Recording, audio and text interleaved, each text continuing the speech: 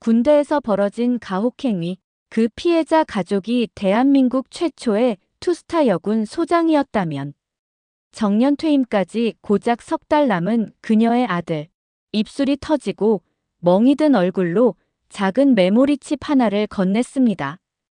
엄마, 저 정말 괜찮아요. 걱정하지 마세요.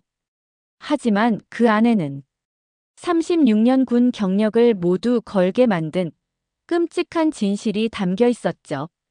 내 계급은 소장입니다. 하지만 그보다 먼저 엄마입니다. 지금부터 한 어머니이자 군인의 마지막 전투를 함께 지켜봐 주세요.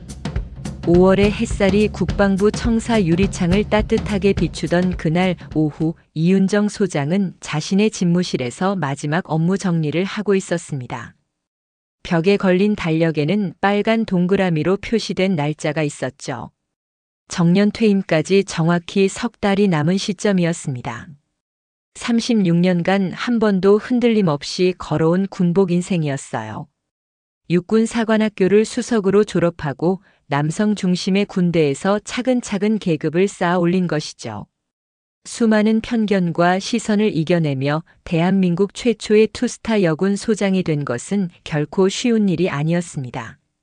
하지만 윤정에게는 그보다 더 소중한 것이 있었어요. 바로 외동아들 강세진이었습니다. 21의 나이로 지난해 부사관으로 입대한 아들 말이죠.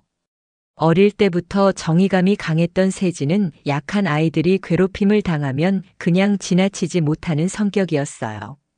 초등학교 때도 중학교 때도 고등학교 때도 마찬가지였습니다. 엄마, 저도 엄마처럼 나라를 지키는 사람이 되고 싶어요. 고등학교 3학년 때 세진이 했던 말이었죠. 그때 윤정은 복잡한 마음이었습니다. 군인의 길이 얼마나 험난한지 누구보다 잘 알고 있었거든요. 특히 아들에게는 더 나은 선택지가 있을 것 같았어요. 하지만 세진의 의지는 확고했습니다. 부사관 임관 후 세진은 강원도 산간 지역의 한 보병부대에 배치받았어요.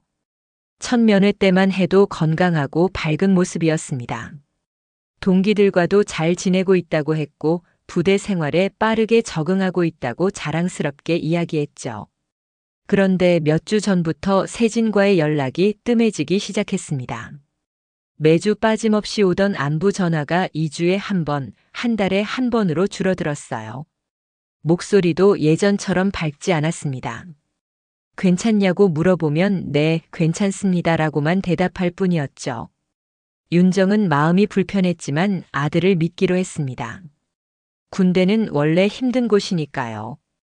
게다가 자신이 간섭하면 아들에게 도움이 되지 않을 수도 있었어요. 소장이라는 계급이 때로는 부담이 될 수 있다는 것을 알고 있었거든요. 하지만 오늘은 달랐습니다. 이번 주말 면회를 나가기로 한 날이었어요. 몇 주째 연기했던 면회를 드디어 실행에 옮기는 것이었죠. 세진의 얼굴을 직접 보고 상태를 확인하고 싶었습니다. 윤정은 책상 위에 서류를 정리하며 내일 일정을 점검했어요. 오전 8시에 부대로 출발해서 11시쯤 도착할 예정이었습니다. 강원도까지는 차로 3시간 정도 걸리거든요. 세진이 좋아하는 족발을 사가기로 했습니다. 소장님, 내일 면회 일정 변경 사항은 없으시죠? 부관이 들어와서 물었어요. 네, 예정대로 진행하겠습니다. 윤정이 답했습니다. 마음 한편으로는 기대와 불안이 공존하고 있었어요. 아들을 만날 수 있다는 기대감과 함께 왠지 모를 불안감이 계속 마음을 무겁게 했거든요. 토요일 새벽 6시에 일어나서 준비를 마친 윤정은 8시 정각에 집을 나섰습니다. 차 안에는 세진이 좋아하는 족발과 김치, 그리고 손수 만든 도시락이 담겨 있었어요. 평소보다 일찍 출발한 이유는 아들과 조금이라도 더 많은 시간을 보내고 싶었기 때문이었죠. 고속도로를 달리는 동안 윤정의 마음은 복잡했습니다. 최근 몇 주간 세진의 변화가 계속 신경 쓰였거든요. 목소리에서 느껴지던 무기력함, 전화 통화를 빨리 끝내려는 듯한 어색함, 그리고 예전처럼 부대 이야기를 하지 않는 것까지 모든 게 달랐어요. 부대에 도착한 것은 11시 반쯤이었습니다. 면회실 앞에서 기다리는 동안 윤정은 가슴이 두근거리는 것을 느꼈어요. 36년 군 생활 동안 수많은 중요한 순간들을 겪었지만 이상하게도 지금이 가장 긴장되었습니다. 드디어 세진이 나타났을 때 윤정은 충격을 받았어요. 아들의 왼쪽 뺨에는 시퍼런 멍이 있었고 아래 입술은 터져서 딱지가 앉아 있었습니다. 평소보다 훨씬 말라 보였고 눈가에는 다크서클이 짙게 깔려 있었어요. 세진아, 이게 뭐야? 윤정이 아들의 얼굴을 살펴보며 물었죠. 세진은 고개를 돌리며 대답을 피했습니다. 아무것도 아니에요. 훈련 중에 넘어졌어요. 하지만 윤정의 눈에는 그것이 단순한 외상이 아니라는 것이 명백했습니다. 군인으로서 쌓아온 경험과 직감이 모든 것을 알려주고 있었어요. 이것은 폭행의 흔적이었습니다. 면회 시간 동안 세진은 거의 말을 하지 않았어요. 평소라면 부대 생활이나 동기들 이야기로 시간이 부족했을 텐데 오늘은 달랐습니다. 윤정이 무엇을 물어봐도 네, 아니요로만 대답했죠. 그리고 중간중간 눈물을 글썽이는 모습을 보였어요. 엄마, 저 이제 괜찮아요. 걱정하지 마세요. 면회가 끝나갈 무렵 세진이 한 말이었습니다. 하지만 그 말투에는 절망감이 묻어나고 있었어요. 마치 무언가를 포기한 사람의 목소리 같았습니다. 윤정은 아들을 안아주고 싶었지만 면회실의 규정상 그럴 수 없었어요. 대신 세진의 손을 잡으며 말했습니다. 세진아, 엄마는 내가 힘들어하는 게 다 보여. 무슨 일이 있는 거니? 그때 세진이 조용히 주머니에서 작은 물건을 꺼내서 윤정의 손에 쥐어줬어요. 마이크로 SD 카드였습니다. 세진은 아무 말 없이 고개만 끄덕였죠. 부대를 떠나 집으로 돌아가는 길 윤정의 마음은 무너지고 있었습니다. 아들의 상태가 자신이 걱정했던 것보다 훨씬 심각하다는 것을 직감했거든요. 그리고 세진이 건넨 그 작은 기억장치 안에 무엇이 들어있을지 두려웠어요. 차 안에서 윤정은 몇 번이나 핸들을 꽉 쥐며 눈물을 참았습니다. 소장이라는 계급이 무슨 소용이 있나 싶었어요. 자신의 아들조차 지켜주지 못하는데 말이죠. 집에 도착한 윤정은 곧바로 서재로 향했습니다. 세진이 건넨 메모리 칩을 노트북에 연결하는 손이 떨리고 있었어요. 마음 한편으로는 보고 싶지 않았지만 아들이 무엇을 견뎌내고 있는지 알아야만 했습니다. 파일들이 화면에 나타나기 시작했어요. 동영상 파일 16개, 음성 파일 9개, 그리고 텍스트 문서 여러 개가 있었습니다. 윤정은 심호흡을 하고 첫 번째 동영상을 클릭했죠. 화면에 나타난 것은 부대 내무반의 모습이었습니다. 밤늦은 시간으로 보였어요. 몇 명의 병사들이 한 명을 둘러싸고 있었고 가운데 있던 병사에게 폭행을 가하고 있었습니다. 소리를 지르며 때리고 발로 차고 심지어 군화로 짓밟는 모습까지 담겨 있었어요. 윤정은 고개를 돌렸습니다. 36년 군 생활 동안 이런 장면을 본 적이 없었거든요. 아니, 보지 않으려고 했던 것일 수도 있었어요. 하지만 지금은 달랐습니다. 이것은 자신의 아들이 겪고 있는 현실이었으니까요. 두 번째 파일을 열었을 때는 더욱 충격적이었습니다. 세진이 맡고 있는 장면이었어요. 아들이 바닥에 쓰러진 채 몇 명의 선임병들로부터 구타를 당하고 있었습니다. 세진은 울음을 참으며 죄송합니다, 죄송합니다라고 계속 말하고 있었죠. 음성 파일에는 더욱 끔찍한 내용들이 담겨 있었어요. 욕설과 협박 그리고 가혹행위를 당하는 병사들의 신음소리와 울음소리가 녹음되어 있었습니다. 윤정은 파일을 하나씩 확인할 때마다 분노가 치밀어 오르는 것을 느꼈어요. 마지막 파일은 세진이 직접 녹음한 음성 메모였어요. 엄마, 이 파일들을 전해드리는 이유는 도움을 요청하려는 게 아니에요. 그냥 엄마가 알아주셨으면 해서 그래요. 제가 약해서 이런 일을 당하는 건 아니라는 걸 알아주세요. 아들의 목소리는 떨리고 있었지만 의연했어요. 그 속에서 윤정은 자신의 모습을 발견했습니다. 윤정은 노트북을 닫고 한참 동안 생각에 잠겼습니다.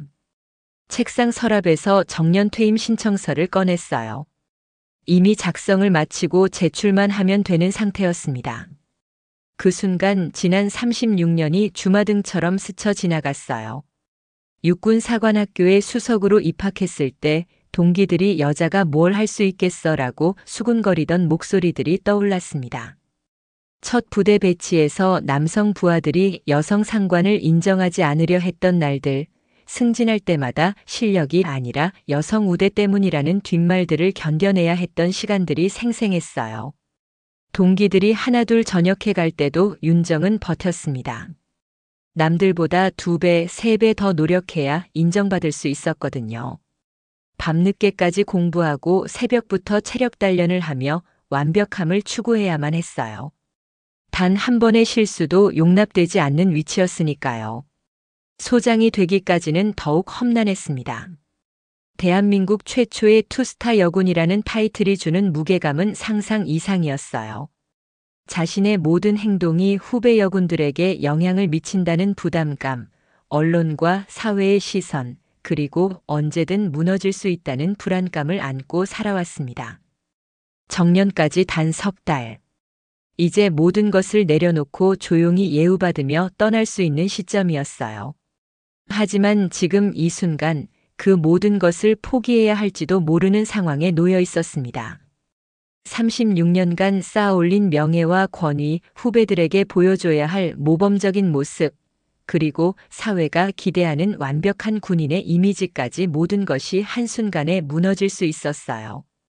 자칫하면 자신뿐만 아니라 모든 여군들에게 누가 될 수도 있었습니다.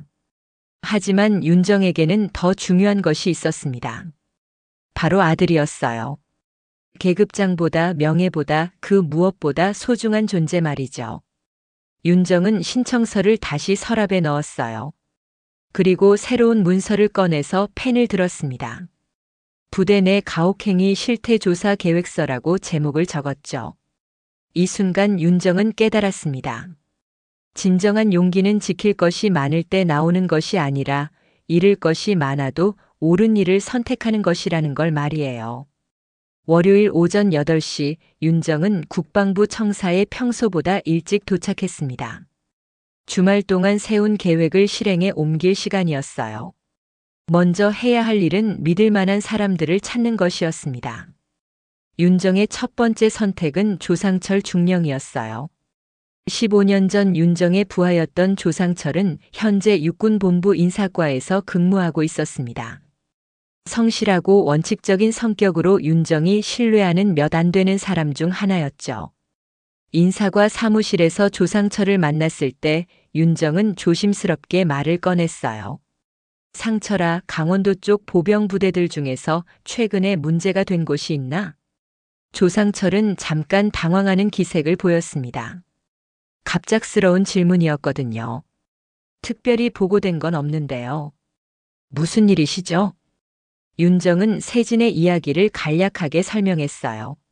물론 구체적인 증거에 대해서는 언급하지 않았습니다. 조상철의 표정이 점점 어두워지는 것을 볼 수 있었어요.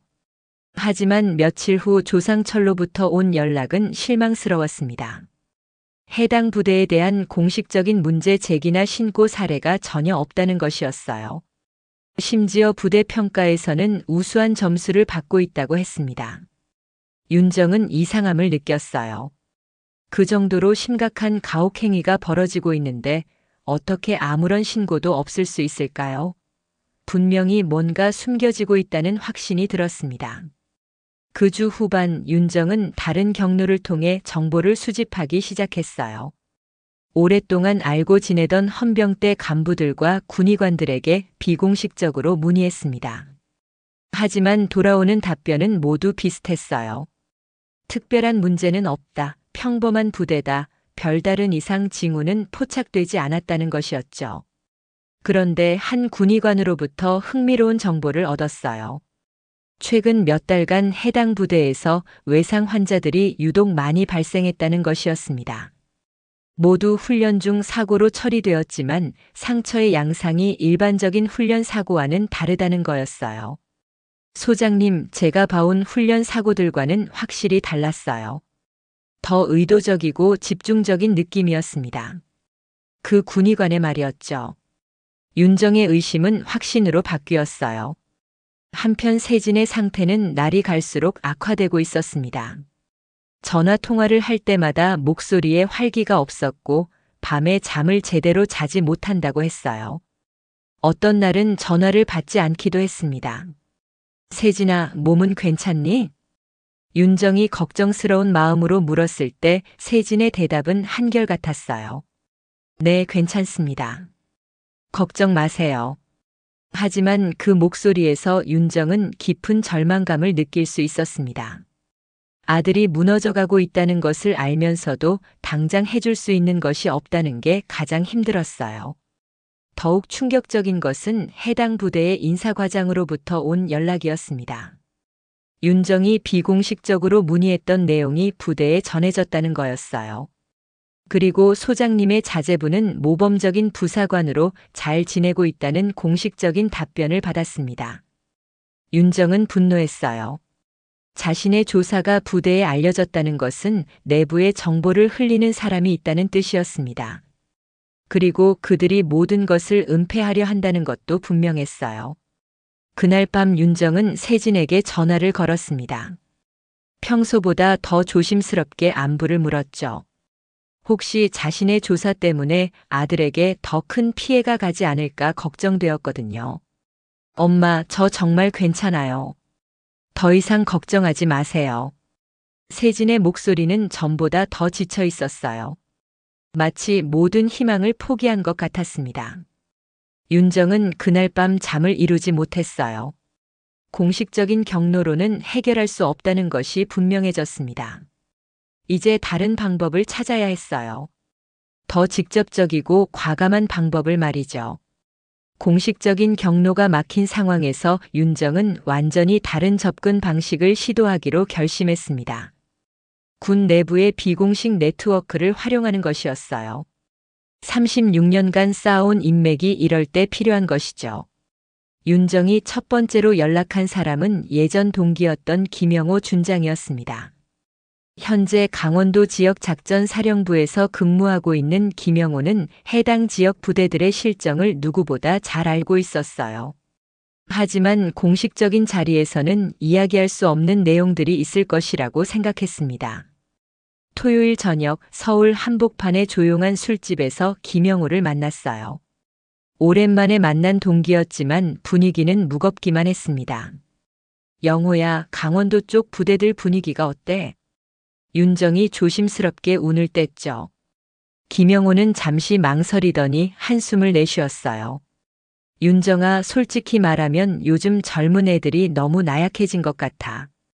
옛날엔 이 정도는 다들 견뎠는데.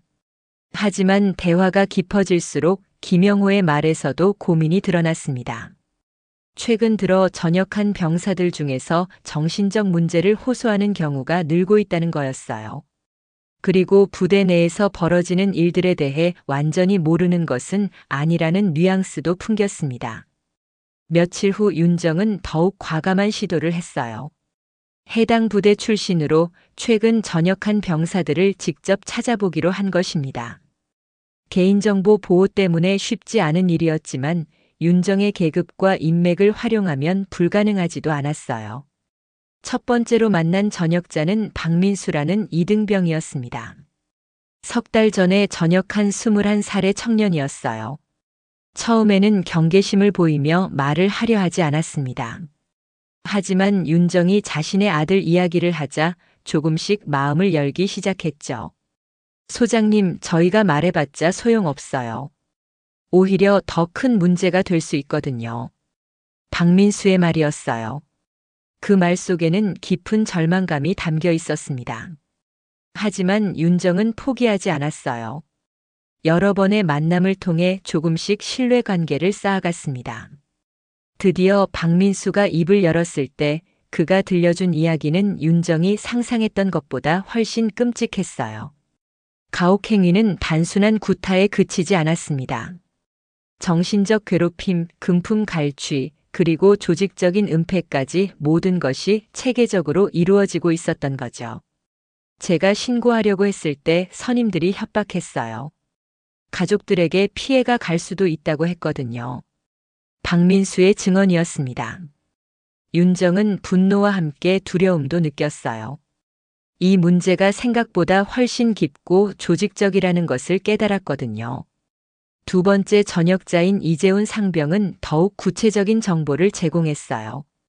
가혹행위의 주동자들이 누구인지, 어떤 방식으로 은폐 작업이 이루어지는지, 그리고 부대 간부들 중 일부가 이를 묵인하고 있다는 사실까지 모든 것을 털어놓았습니다. 소장님, 강세진 부사관 잘 알고 있어요. 정말 착한 애예요. 약한 애들을 도와주려다가 표적이 된 거거든요. 이재훈의 말을 들으며 윤정의 가슴은 더욱 아팠어요. 아들이 왜 그런 일을 당하게 되었는지 이해할 수 있었거든요. 세진의 성격상 부당한 일을 보고 가만히 있을 수 없었을 거예요. 세 번째로 만난 김동현 일병은 현재 정신과 치료를 받고 있는 상태였습니다. 전역 후에도 악몽에 시달리고 있다고 했어요. 사회 적응도 어려워하고 있었죠. 그를 만났을 때 윤정은 이 문제의 심각성을 더욱 절실하게 느꼈습니다. 이들과의 만남을 통해 윤정은 중요한 사실 하나를 확인했어요. 피해자들이 한두 명이 아니라는 것이었습니다. 수십 명의 병사들이 비슷한 경험을 했고 대부분 침묵을 강요당했던 거죠. 그리고 무엇보다 중요한 것은 이들이 모두 세진을 걱정하고 있다는 사실이었어요. 현재 부대에 남아있는 세진의 상황이 가장 위험하다고 입을 모아 말했습니다. 윤정은 이제 확신했어요. 이 문제를 해결하기 위해서는 더욱 직접적이고 결정적인 증거가 필요하다는 것을 말이죠. 그리고 그 증거를 얻기 위해서는 자신이 직접 나서야 한다는 것도 깨달았습니다. 전역자들과의 만남을 통해 얻은 정보로 윤정은 결정적인 계획을 세웠습니다. 직접 현장을 목격하고 증거를 확보하는 것이었어요. 위험한 일이었지만 다른 방법은 없다고 판단했습니다. 목요일 밤 11시 윤정은 민간인 복장으로 해당 부대 근처에 도착했어요. 미리 파악해둔 부대 담장의 취약 지점을 통해 은밀하게 침입했습니다. 36년간 군인으로 살아오면서 익힌 기술들이 이럴 때 도움이 되었죠. 생활관 건물에 접근하면서 윤정의 심장은 격렬하게 뛰고 있었어요. 아들이 매일 밤 견뎌내고 있는 현실을 직접 확인하러 가는 길이었거든요. 손에 들린 소형 카메라가 떨리고 있었습니다. 건물 뒤편으로 돌아가 창문을 통해 내부를 살펴보니 예상했던 것보다 상황이 더 심각했어요. 몇 명의 선임병들이 한 명의 후임병을 둘러싸고 있었고 그 가운데에는 세진이 있었습니다. 윤정은 숨을 죽이며 카메라를 켜고 녹화를 시작했어요. 화면 속에서 세진은 바닥에 무릎을 꿇고 있었고 선임병들은 번갈아가며 세진을 발로 차고 주먹으로 때리고 있었습니다. 세진의 입에서는 신음소리가 새어나왔지만 크게 소리내지는 않고 있었어요. 이 자식이 또 고자질하려고 했다는 거야? 한 선임병의 목소리가 창문 너머로 들려왔습니다. 윤정은 주먹을 꽉 쥐었어요. 당장이라도 뛰어들어가고 싶었지만 참았습니다. 정확한 증거를 확보하는 것이 더 중요했거든요. 앞으로 입 닥치고 있어. 알겠어? 또 다른 선임병이 세진의 머리를 발로 차며 말했어요. 세진은 고개를 끄덕이며 대답했습니다. 네, 알겠습니다. 그 순간 윤정의 가슴이 찢어지는 것 같았어요. 자신의 아들이 저렇게 굴복당하고 있다는 현실이 받아들여지지 않았습니다. 약 15분 동안 계속된 가혹행위를 모두 녹화한 윤정은 몸을 돌렸어요. 이제 이곳을 벗어나야 했습니다. 하지만 그때 뒤에서 목소리가 들려왔어요. 거기 누구야? 윤정은 깜짝 놀라 뒤를 돌아보니 부대의 한 간부가 서 있었습니다. 계급장을 보니 중령이었어요. 아마도 야간 순찰을 나온 것 같았습니다. 당신 누구시오? 여기가 어떤 곳인지 아시오? 중령이 다가오며 물었어요. 윤정은 잠시 망설였지만 곧 결심을 굳혔습니다. 더 이상 숨을 이유가 없었거든요. 이윤정 소장입니다. 윤정이 당당하게 대답했죠. 중령은 깜짝 놀라며 자세를 고쳐 세웠어요. 소장님? 이런 시간에 여기서 뭘 하고 계시는 겁니까? 내 아들이 당하고 있는 일을 확인하러 왔습니다. 윤정의 목소리는 차가웠어요. 중령은 당황하며 변명을 늘어놓기 시작했습니다. 소장님, 이건 군 명예를 더럽히는 일입니다. 이런 식으로 해서는. 하지만 윤정이 그 말을 끊었어요. 아니, 이미 더러워졌지. 내가 바로 씻을 거야. 그 순간 윤정의 눈에는 36년 군 생활 동안 쌓아온 모든 권위와 분노가 담겨 있었습니다. 중령은 더 이상 말을 잇지 못했어요. 윤정은 주머니에서 핸드폰을 꺼내 녹화한 영상을 중령에게 보여주었습니다. 화면 속에서는 세진이 맡고 있는 장면이 생생하게 재생되고 있었어요. 이것이 당신들이 말하는 군명예인가요? 윤정의 질문에 중령은 아무 대답도 할 수 없었습니다. 그는 고개를 숙인 채 서 있을 뿐이었어요. 내일 아침까지 관련자들을 모두 파악해서 보고하십시오. 그리고 이 부대에서 벌어지고 있는 모든 가혹 행위를 중단시키십시오. 윤정의 명령이었습니다. 중령은 떨리는 목소리로 대답했어요. 네, 알겠습니다. 부대를 나서며 윤정은 확신했어요. 이제 진짜 싸움이 시작될 것이라는 걸 말이죠. 하지만 더 이상 물러설 수 없었습니다. 아들을 위해서 그리고 모든 피해자들을 위해서 끝까지 싸울 것이었어요. 금요일 새벽 6시 윤정은 국방부 장관실에 긴급 면담을 요청했습니다. 전날 밤 확보한 증거와 지난 몇 주간 수집한 모든 자료를 정리해서 가져갔어요. 이제 더 이상 미룰 수 없는 상황이었습니다. 장관실에 도착했을 때 이미 몇 명의 고위 간부들이 모여 있었어요. 육군 참모총장, 감찰부장, 그리고 법무관리관까지 참석해 있었습니다. 윤정의 긴급 요청이 얼마나 심각한 것인지 모두가 인지하고 있는 상황이었죠. 소장, 무슨 일로 이렇게 급하게 면담을 요청했나? 국방부 장관이 물었어요. 윤정은 준비해온 자료를 테이블 위에 놓으며 차분하게 말했습니다. 장관님, 현재 강원도 일개 보병부대에서 조직적이고 지속적인 가혹행위가 벌어지고 있습니다. 이것은 단순한 부대 내 문제가 아니라 군 전체의 신뢰성을 흔드는 심각한 사안입니다. 윤정은 세진이 제공한 영상들과 자신이 직접 촬영한 현장 증거, 그리고 전역자들의 증언을 차례대로 제시했어요. 회의실에 모인 모든 사람들의 표정이 점점 어두워지는 것을 볼 수 있었습니다. 특히 윤정이 촬영한 현장 영상이 재생될 때 회의실은 완전히 조용해졌어요. 화면 속에서 세진이 당하고 있는 가혹행위를 보며 장관과 참모총장의 얼굴이 굳어갔습니다. 이런 일이 실제로 벌어지고 있다는 말인가? 참모총장이 믿을 수 없다는 표정으로 물었죠. 윤정은 단호하게 답했습니다. 네, 그렇습니다. 그리고 이것은 빙산의 일각일 뿐입니다. 윤정은 계속해서 조사 과정에서 발견한 문제점들을 설명했어요. 공식적인 신고 경로가 막혀 있다는 것, 부대 간부들의 묵인과 은폐가 조직적으로 이루어지고 있다는 것, 그리고 피해자들이 보복을 두려워해 침묵하고 있다는 것까지 모든 것을 상세하게 보고했습니다. 회의가 진행되는 동안 윤정의 마음은 복잡했어요.